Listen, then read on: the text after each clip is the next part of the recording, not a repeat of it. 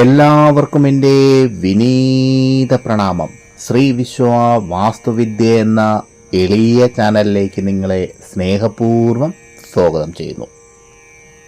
കാളീദേവി, താരാദേവി, ത്രിപുരസുന്ദരി ദേവി, ഭുവനേശ്വരി ദേവി, ഭൈരവി ദേവി, ചിന്നമസ്ത ദേവി, ദുമാവതി ദേവി, ബംഗ്ലാമുഖി ദേവി, മാതങ്കി ദേവി, കമലാദേവി, ഈ 10 സ്വരൂപങ്ങളെയാണ് ദശമഹാവിദ്യകൾ എന്ന് അറിയപ്പെടുന്നത്. ഈ അധ്യായത്തിൽ ശ്രീ ചിന്നമസ്ത ദേവിയുടെ സാധനാ മന്ത്രവും രൂപ വിവരണങ്ങളുമാണ് പറയാൻ ആഗ്രഹിക്കുന്നത്. ആദ്യം ചിന്നമസ്ത ദേവിയുടെ പ്രചാരത്തിലുള്ള കഥാസാരം പറയാം.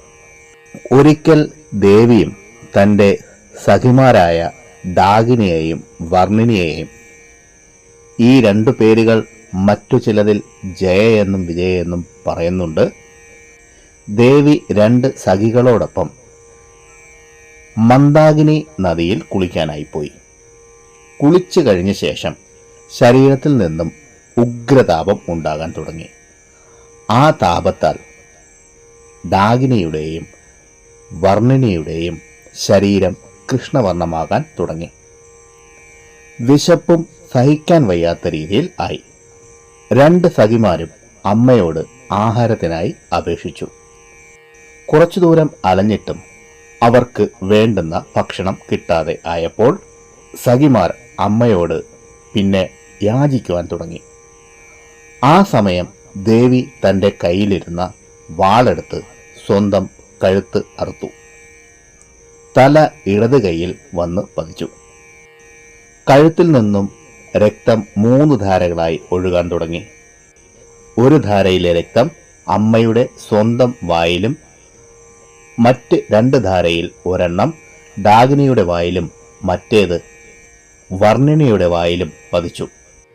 രക്തം പാനം ചെയ്ത സഖികൾ 2 പേരും വളരെ സന്തോഷവതികളായി. ഈ കഥാസാരത്തിന്റെ ഉൾവശമൊന്ന് മനസ്സിലാക്കാൻ ശ്രമിക്കാം. തല എല്ലാ ചിത്തവൃത്തികളുടെയും കേന്ദ്രമാണല്ലോ. സ്വന്തം തല ഛേദിച്ചവളാണ് ചിന്നമസ്താദേവി. തല അറുത്ത് കളയുക വഴി ചിത്തവൃത്തികൾ നിരോധിച്ചവളാണ് ശ്രീ ചിന്നമസ്താദേവി. സകല ലൗകിക സുഖങ്ങളും 5 ജ്ഞാനേന്ദ്രിയങ്ങൾ വഴിയാണല്ലോ അനുഭവിക്കുന്നത്. ഇന്ദ്രിയങ്ങളുടെ ആസ്ഥാനമായ ശിരസ് മുറിക്കുമ്പോൾ 6ാം ഇന്ദ്രിയം അഥവാ സഹജാവബോധം ഉണരും. അതിൻ്റെ ഇരിപ്പിടം ആജ്ഞാചക്രമാണ്, 6ാമത്തെ ശക്തിചക്രം. താണ്ഡവ നൃത്തമാടുന്ന ചിന്നമസ്ത ദേവിയുടെ 2 വശത്തായും ഉപശക്തികളായ ഡാകിനിയും വർണ്ണിനിയുമുണ്ട്. ദേവി നൃത്തം ചെയ്യുന്നത് രതിയുമായി സംഭോഗം ചെയ്യുന്ന കാമദേവന്റെ നട്ടലിലാണ്. തലയില്ലാത്ത ചിന്നമസ്ത ദേവിയുടെ കഴുത്തിൽ നിന്നും ധാരയായി ചീറ്റുന്ന രക്തം 2 ഡാകിനികളും 3ാമത്തെ രക്തധാര ചിന്നമസ്ത ദേവിയുടെ ഇടത് കൈയിൽ പിടിച്ചിരിക്കുന്ന അറുക്കപ്പെട്ട തലയുമാണ് പാനം ചെയ്യുന്നത്.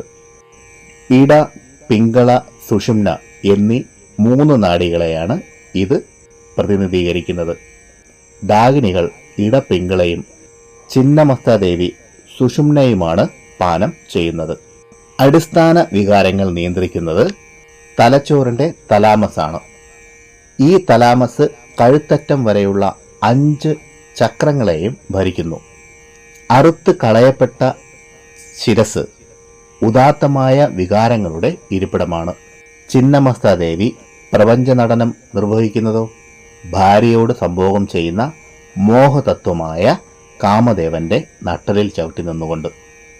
അതായത് പ്രാകൃത വികാരങ്ങളും ഭോഗാസക്തിയുമേലുള്ള സംഹാര നടനം. ശ്രീ ചിന്നമസ്ത ദേവിയുടെ രൂപത്തെ മനസ്സിലാക്കാൻ അത്ര എളുപ്പമുള്ള കാര്യമല്ല. അറുക്കപ്പെട്ട തലയിൽ പുറത്തേക്ക് തള്ളിയ നാക്കും തലയോട്ടിമാലയും നഗ്നയായ ചിന്നമസ്ത ദേവിയെ മഹാകാളിയേക്കാളും ഭീകരിയാക്കുന്നു. പ്രചണ്ഡ കാളിയെന്നും പ്രചണ്ഡ ചണ്ഡിയെന്നും ചിന്നമസ്ത ദേവി അറിയപ്പെടുന്നു. പരാത്പര ശക്തിയെന്ന് ചിന്നമസ്ത ദേവിയെ തന്ത്രഗ്രന്ഥങ്ങൾ വിശേഷിപ്പിക്കുന്നു.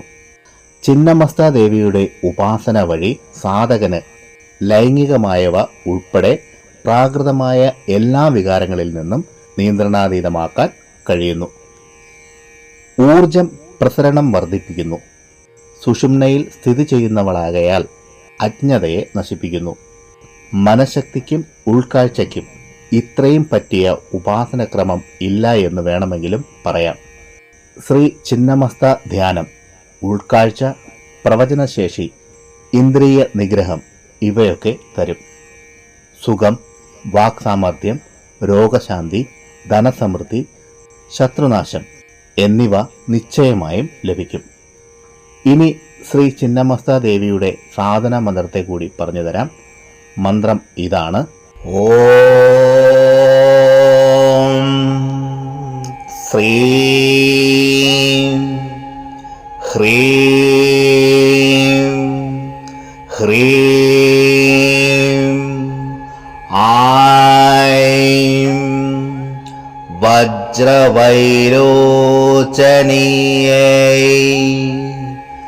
ഹ്രീം ഹ്രീം ഫട്ട് സ്വാഹ. ഒരിക്കൽ കൂടി കേട്ടോളൂ. ഓം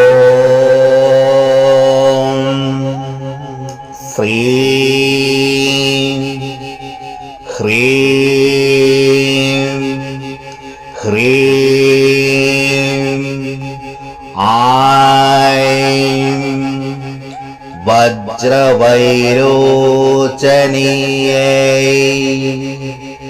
ഹ്രീം ഹ്രീം ഫട്ട് സ്വാഹ. അടുത്ത അധ്യായത്തിൽ ശ്രീ ചിന്നമസ്താദേവിയുടെ സാധന നിയമങ്ങൾ പറയാം. പ്രിയരെ, ഈ അധ്യായത്തിൽ പറഞ്ഞ കാര്യങ്ങൾ നിങ്ങൾക്ക് പ്രയോജനപ്പെട്ടു എന്ന് ഞാൻ വിശ്വസിക്കുന്നു. ഇഷ്ടമായെങ്കിൽ ലൈക്ക് ചെയ്ത് എന്നെ അറിയിക്കുക. മറ്റുള്ളവർക്ക് പ്രയോജനപ്പെടുന്ന രീതിയിൽ എന്തെങ്കിലും ഉണ്ടെങ്കിൽ ഷെയർ ചെയ്യാനും, ഈ ചാനലിലെ പഴയ വീഡിയോകളും കാണുക. പിന്നെ ഞാൻ എപ്പോഴും പറയുന്നത് പോലെ സത്യസന്ധമായ യഥാർത്ഥ വാസ്തുവിദ്യ രഹസ്യങ്ങളും സനാതനധർമ്മത്തിലെ സാധന, ഉപാസന, മന്ത്രരഹസ്യങ്ങളും ഹസ്തരേഖ വിജ്ഞാനവും സാമുദ്രിക ശാസ്ത്ര രഹസ്യങ്ങളും അറിയാനായി നിങ്ങൾ ഈ ചാനൽ സബ്സ്ക്രൈബ് ചെയ്യുക. നിങ്ങൾക്കെല്ലാവർക്കും സർവേശ്വരൻ്റെ അനുഗ്രഹം ലഭിക്കാനായി ആത്മാർത്ഥമായി പ്രാർത്ഥിച്ചുകൊണ്ട് നിർത്തുന്നു. നന്ദി, നമസ്കാരം.